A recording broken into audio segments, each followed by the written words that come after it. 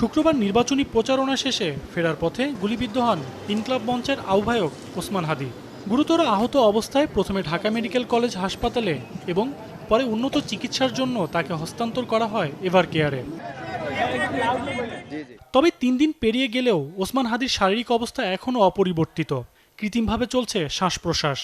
হাদির চিকিৎসায় গঠিত মেডিকেল বোর্ডের বৈঠকের পর তার সবশেষ শারীরিক অবস্থা জানান ঢাকা মেডিকেল কলেজ হাসপাতালের নিউরোসার্জারি বিভাগের আবাসিক চিকিৎসক। ফ্লুইড ব্যালেন্স থেকে শুরু করে তার নর্মাল কিডনি ফাংশনিং চলছে এবং লাইফ সাপোর্টে তার ফুসফুসের যে কন্ডিশন ছিল সেটা অপরিবর্তিত রয়েছে। ড্রেনে কিছু কালেকশন থাকার কারণে ড্রেন টিউবটাও অপরিবর্তিতভাবে রাখা হয়েছে এবং তার যে আদার অর্গানগুলো সেগুলো লাইফ সাপোর্টের মধ্যে দিয়ে কন্টিনিউ করা হচ্ছে। এদিকে ওসমান হাদির ওপর হামলার মূল অভিযুক্ত ফয়সাল করিম মাসুদের ভারতে পালিয়ে যাওয়ার গুঞ্জনে জরুরি সংবাদ সম্মেলন ডাকে ডিএমপি।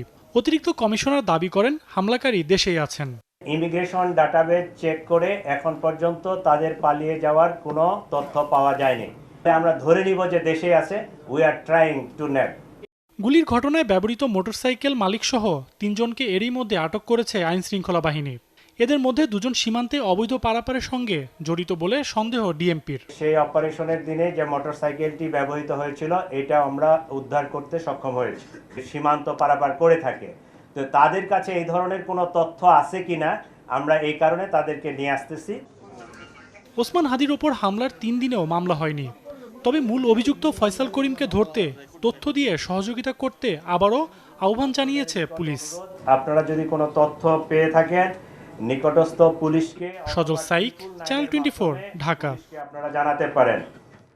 নতুন এবং ফিরে আসা গ্রাহকদের জন্য নগদে চলছে ক্যাশব্যাক সহ প্রতিদিন হাজারো উপহার জেতার সুযোগ। হবে আশা আর ফেরা, সারপ্রাইজ সেরা।